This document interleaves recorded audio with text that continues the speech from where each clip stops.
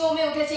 Already 14টা match হয়ে গেছে। কালকে রয়েছে 15 নম্বর ম্যাচ অরবিন্দ স্টেডিয়ামে দুপুর 1টার সময় FC Medinipur versus Sundarban Bengal auto FC. আমরা জেনে নেব এফসি মেদিনীপুরের কোচ রয়েছেন জয়ন্ত সেন, অন্যদিকে সুন্দরবন বেঙ্গল অটো এফসির কোচ মেহতাব হোসেন। এবার আমরা দেখে নেব এই দুই টিমের কারা কারা ইম্পর্টেন্ট প্লেয়ার রয়েছে।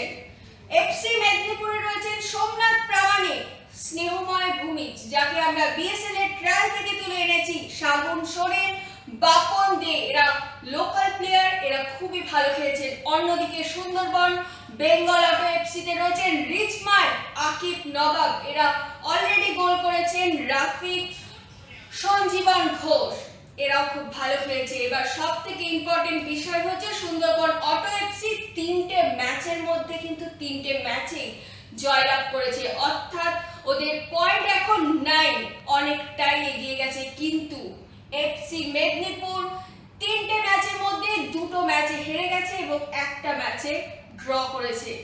কালকে কি তারা সুন্দরবন বেঙ্গল অটো এফসি কে হারিয়ে পয়েন্ট নিজের খাতায় লিখতে পারবে? তার জন্য অবশ্যই দেখতে হবে বিএসএল।